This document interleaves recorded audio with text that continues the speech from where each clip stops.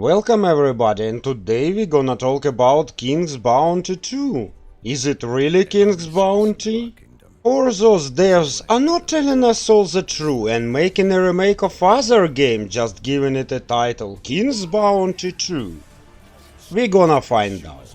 From the first day when they announced the release of the King's Bounty 2, I feel there is something wrong here, something not right. And if you feel it too, leave a like and subscribe to my channel. And now I'm gonna take 3 games and compare them, and we will find the truth. Let's start with how character walking around the world.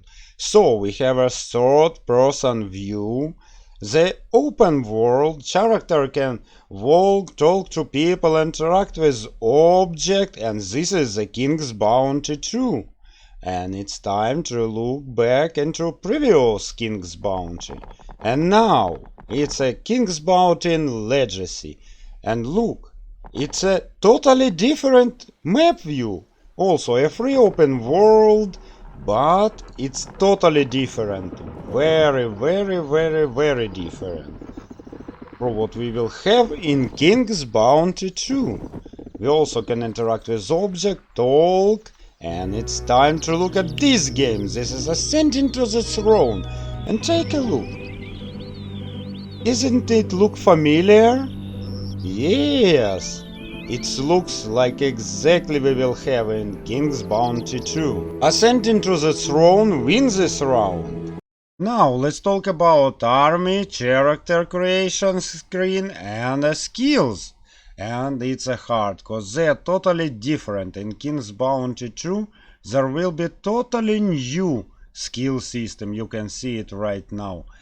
But we can see some familiar and similar things in army between King's Bounty 2 and Ascension to the Throne.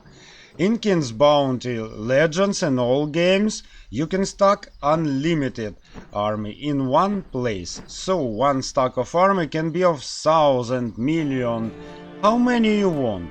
But in Ascension to the Throne, yes, your army is limited. So one stack is limited to a certain amount of fighters, and so will be in King's Bounty 2.